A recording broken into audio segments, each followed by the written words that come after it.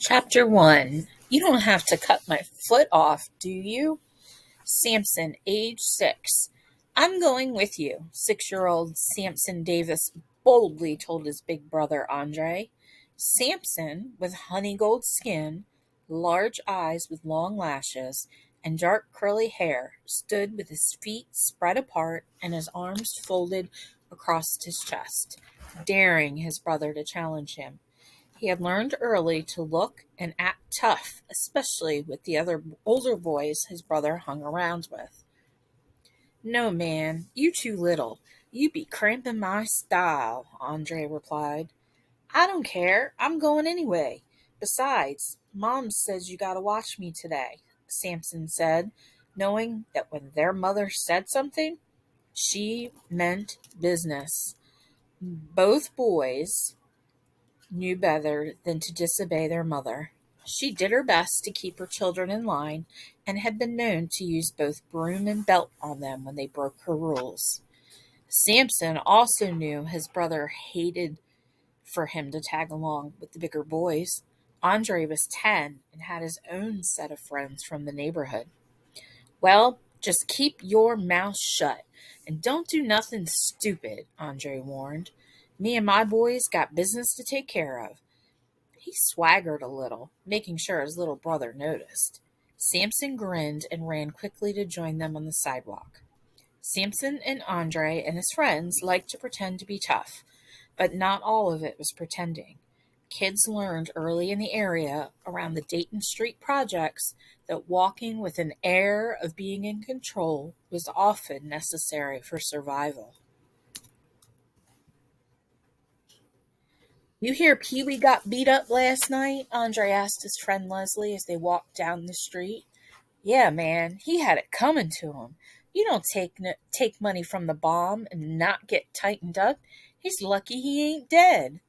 Samson listened carefully, saying nothing but taking it all in, confident he could handle the knowledge of activities of boys much older than he.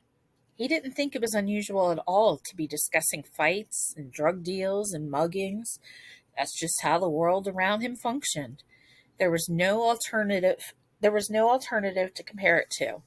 His stomach sometimes tightened with a mixture of fear and excitement, but he didn't let the older boys know it. The group walked down Dayton Street in Newark, New Jersey, that summer afternoon, laughing, cussing, and spitting on the sidewalk just to show this little bit of turf belonged to them. They had no particular destination in mind and ended up in a small grassy park not far from the projects. As Samson walked with the older boys, he gloried in the warmth of the lazy afternoon sun. Look at how they keep this place, Andre said with disgust, his voice full of fifth grade authority. The park was filled with broken glass, balled up potato chip bags, beer bottles, and other bits of trash. Trash bins, all bent up and full of garbage. No wonder nobody comes here. Yeah, look at this mess, Samson said, sounding like a smaller version of his big brother. How's somebody supposed to sit on these park benches all fallen over and broke? The concrete frames tilted and no longer braced in the dirt, wobbled easily when the boys tried to set them straight.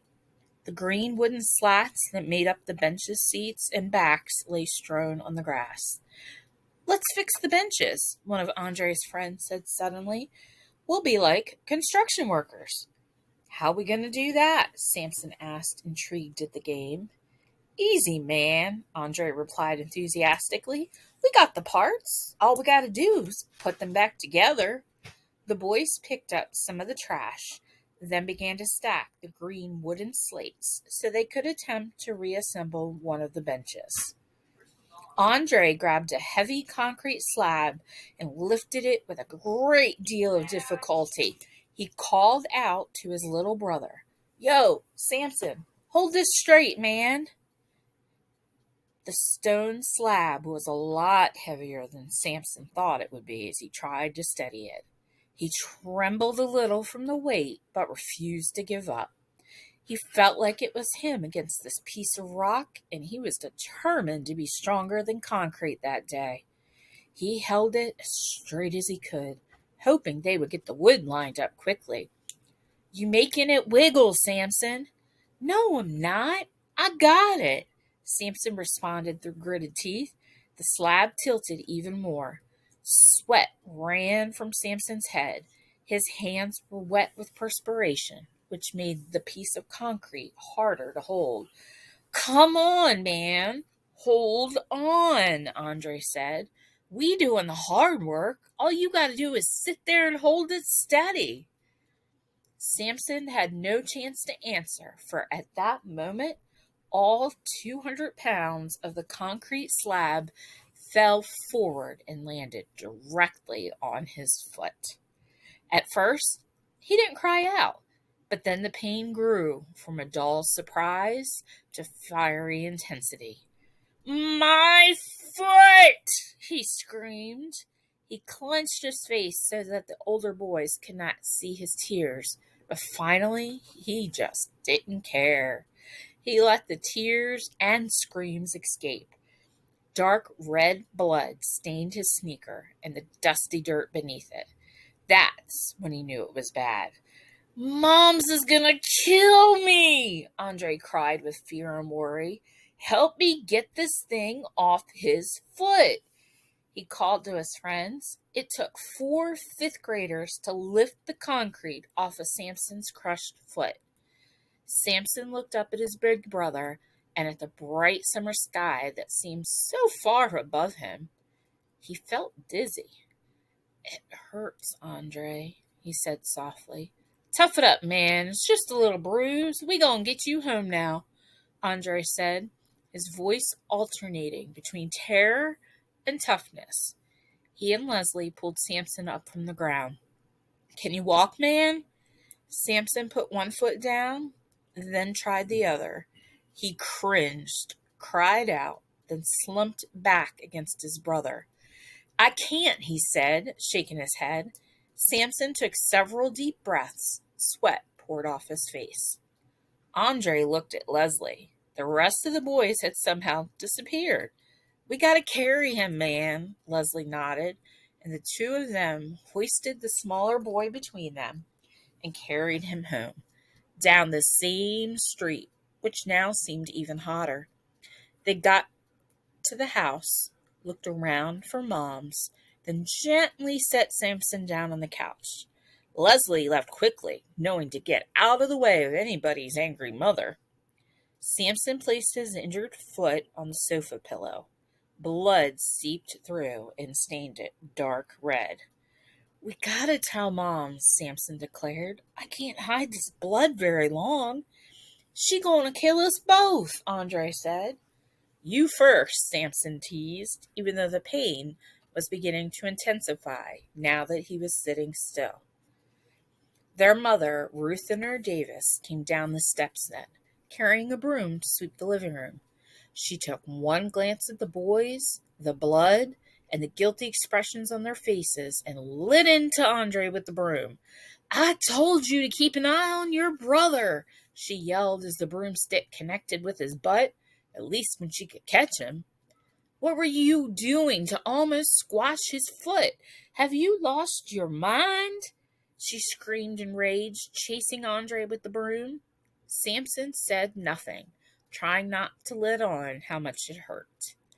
Andre finally ran upstairs, and Moms took a close look at Samson's foot. And you, she said to him, what on earth were you thinking? You should know better. We got to get you to the doctor, boy, before you bleed to death all over my sofa. Lord have mercy, what you all gonna get into next? At the emergency room of Beth Israel Hospital, dozens of people sat in chairs in the small waiting room. Even though his foot throbbed like lightning and thunder, Samson was fascinated with the place. The energetic and constantly moving nurses, the doctors who seemed so distant and self-assured, the people on the chairs, some patient and hopeful, some obviously in distress.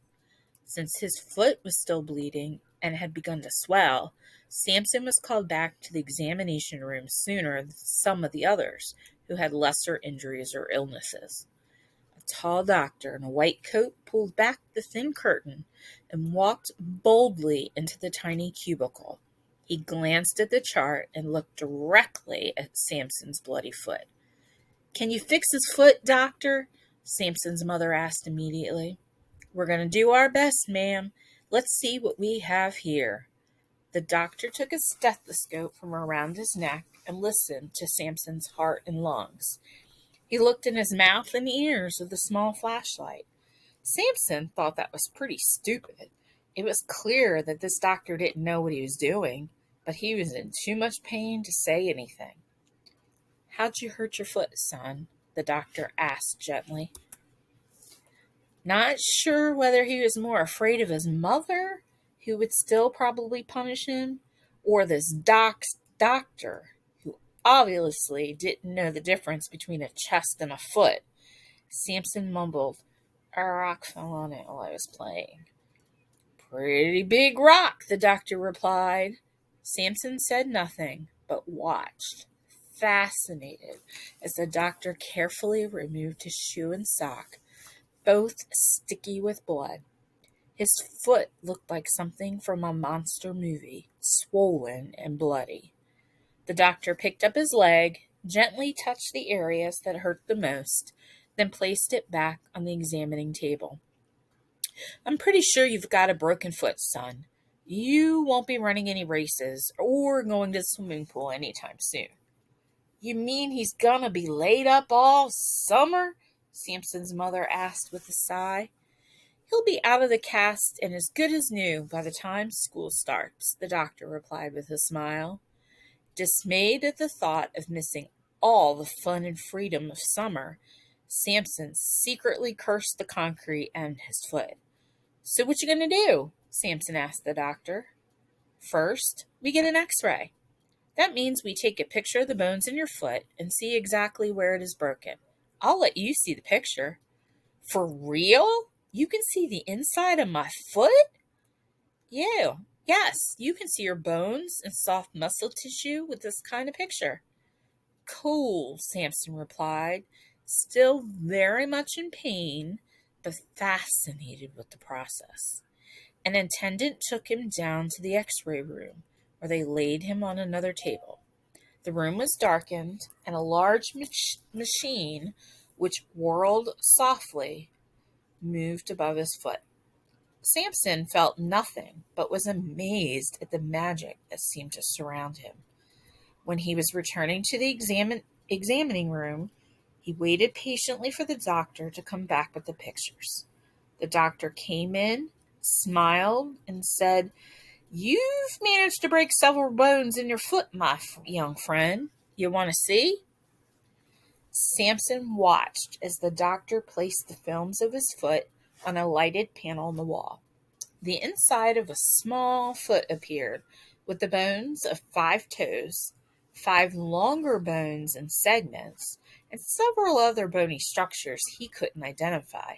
He could clearly see cracks that didn't seem to belong there. "Everything is even and neat," Samson said, marveling at the picture, "except for the broken part." The doctor, seemingly impressed by the boy's observation, pointed out the bones of the foot and even named them for him. Samson could have looked at films for hours, but the doctor was busy and had other patients to see. He clicked off the screen, and the room returned to normal. "How do you fix something like that?" Samson asked the doctor. "You don't have to cut my foot off, do you?" The doctor laughed. "No, son. We will have to position your foot so that the bones grow back together correctly. Then, to make sure that the foot stays still and the bones grow right, we will put your foot in a cast." Samson had seen casts on people before. He had always secretly wanted one because kids with casts got lots of attention, and other kids got to write on them. "Cool," he said to the doctor. "I want the light blue one." When Samson arrived back home, instead of being punished, he ended up being the center of attention. He got to stay in his mother's room and watch her television. But best of all, he was served dinner every night and he didn't have to do any chores. As the summer progressed, the pain subsided. The cast got dirty, and by the time school started in the fall, the cast was off, and he was back running with his friends. He forgot about the adventure in the emergency room that summer. Almost. A conversation with Dr. Sampson Davis, hanging tough. You learn to grow up quickly around the Dayton Street projects where I lived when I was a boy. It was necessary to prove how tough you were, especially in the eyes of elder boys. Hanging out with the older boys was always cool, and I loved being a part of that group, even though it sometimes got me in trouble. Kids often make mistakes and do things that are sometimes foolish or dangerous. Most of the time, just like me, they don't plan to get involved in something they shouldn't. It just happens.